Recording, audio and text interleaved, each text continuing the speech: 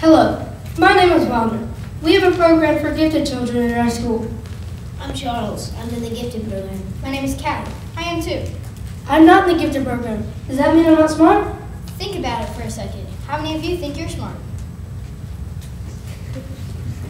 Well, I was picked on for being in the gifted program. People told me that they were smart and that they should be in it. I would get dirty looks whenever people asked me where I was going, and I answered by telling them that I was going to the gifted class. Smart is really a stereotype. I have glasses. A lot of people think people with glasses are nerds. A while ago, everyone thought I was so smart, but glasses don't make me smarter than anyone else. That's what we're trying to get out of people's minds. We want to redefine the word smart. The definition of smart is having or showing a quick-witted intelligence. We want people to think about smart in a completely different way. The 9 different multiple intelligences are naturalist, musical, logical and mathematical, existential, bodily kinesthetic, linguistic, interpersonal, intrapersonal, and spatial. Howard Gardner was a Harvard psychologist who created 8 different multiple intelligences. But you may think there are 9 different types of multiple intelligences. Yes, but after Gardner created these first 8, existential learning was added by other scientists. Existential learning is wondering about your place in the world and life after death. Interpersonal is when you would rather work with a group than alone.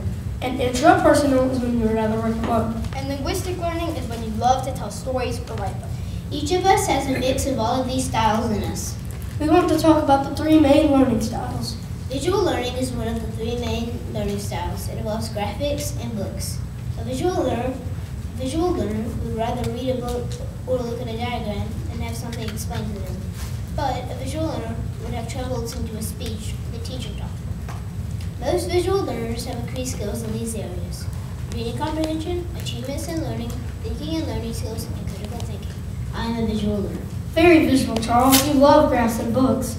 Auditory learning is a type of learning where the learner would rather hear something instead of reading it. I am not an auditory learner, but as you grow older, you usually develop to become more of an auditory or visual learner. Auditory learners wouldn't really like hands-on experiences, preferring to listen and hear. Most auditory learners have tendencies to record notes and then listen to the recordings many times, remember previous information by trying to hear previous conversations, participate in discussions, ask questions and volunteer, and study by reading their notes out loud. 30% of the population are auditory learners. Another way people learn is kinesthetic learning. Kinesthetic learning is when people learn by having hands-on experiences with learning. When kinesthetic learners memorize things, they might mime or dance to commit new information to memory. These learners benefit from drawing pictures to match the information they learn. I am a kinesthetic learner. I love to touch and feel what I'm talking about when I can. An IQ test is an intelligence quotient. It was created to measure your mental agility or intelligence. IQ tests were invented by a German physiologist, William Stern. At first, people doubted that all intelligence could be measured with just one test, and now we know that they were right. Because we're a mix of all of these styles, our intelligence can only be measured by a series of up to at least 3 tests. One test must measure short-term memory.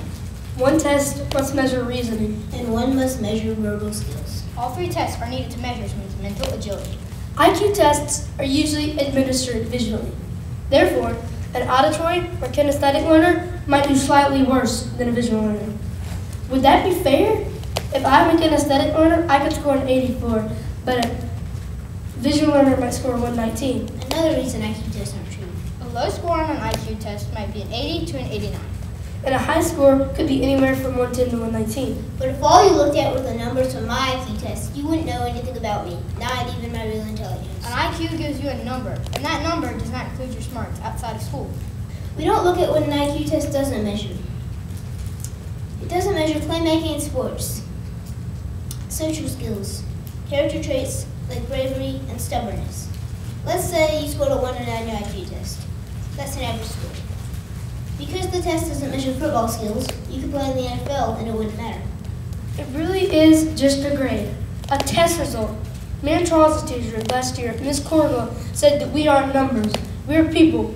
People don't have to follow the guidelines of a number, like you are this one and you are this one. My IQ is not who I really am.